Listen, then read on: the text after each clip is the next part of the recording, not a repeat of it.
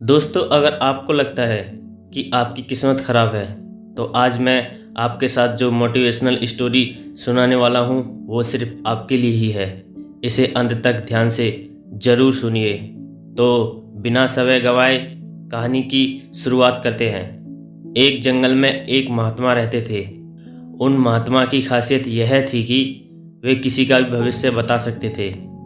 बड़े बड़े राजा उन्हें मानते थे और उनके बताए हुए मार्ग पर चलते थे।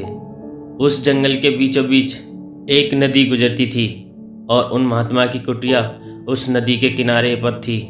नदी के दोनों तरफ दो अलग अलग शक्तिशाली राजाओं के साम्राज्य थे। वे दोनों ही राजा उस महात्मा को बहुत मानते थे। वे दोनों जब भी कोई बड़ा कार्य करते थे तो उन महात्मा से सलाह लेते थे। एक दिन इन दोनों राजाओं की किसी बात पर कही सुनी हो गई।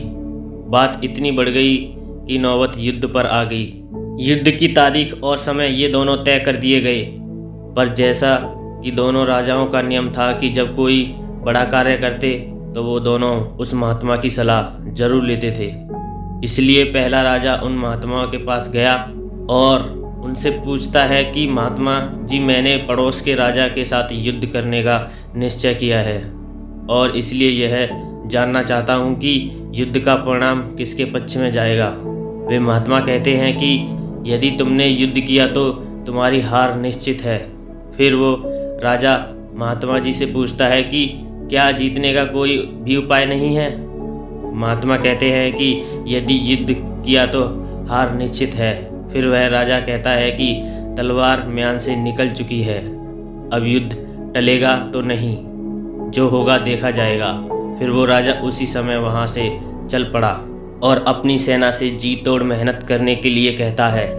सभी सैनिक राजा की आज्ञा मानकर जी तोड़ मेहनत करने के लिए लग जाते हैं।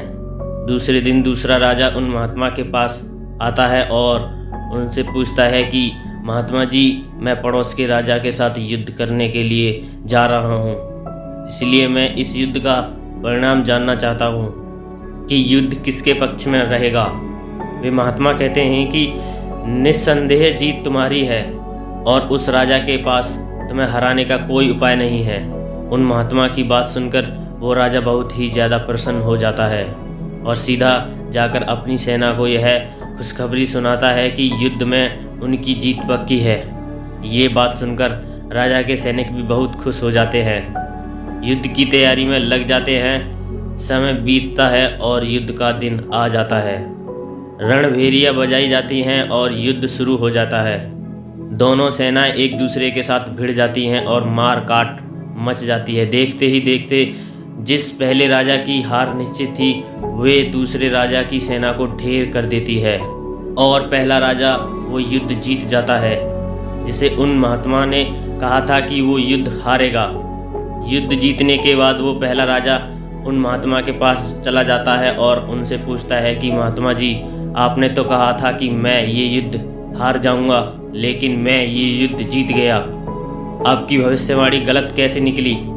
फिर वे महात्मा उस राजा से कहते हैं कि मैंने तो वो कहा था जो तुम्हारे भाग्य में लिखा था, लेकिन तुमने अपने कर्म से, तुम्हारी जीत का कारण यह है कि तुमने अपने भाग्य से ज़्यादा अपने कर्म को आवश्यक समझा और उस दूसरे राजा ने अपना सब कुछ भाग्य पर छोड़ दिया था। उसने अपने कर्म से ज़्यादा अपने भाग्य को आवश्यक समझा और पूरे समय निश्चिंता से भरा रहा, जिसके कारण आज तुम विजयी हो और वो तुम्हारा बंधक है। दोस्तों, यह बात सच है कि सब कुछ हमारे हाथ में नहीं होता, लेकिन यह भी सच है कि बहुत कुछ हमारे हाथ में होता है, लेकिन हम उसे भी भाग्य के भरोसे छोड़कर जीवन भर रोना चुनते हैं। दोस्तों, लोग जानते हैं कि स्वस्थ कैसे रहा जा सकता है, लेकिन समय ना होने का बहाना बनाकर वे अपने अंदर बीमारियां पालते रहते हैं और जब कोई गंभीर बीमारी हो जाती है तो वे लोग अपने भाग्य को दोष देना शुरू कर देते हैं। दोस्तों, अगर आज हम किसी समस्या में हैं तो वे सिर्फ हमारे पुराने गलत कर्मों के कारण हैं और कल अगर हम इस समस्या से निकले तो सिर्फ आज के अच्छे कर्मों के कारण ही निकलेंगे। दोस्तों, अगर आप आज कुछ नहीं करते तो कुछ तो होगा कि, और वो आपका भाग्य है।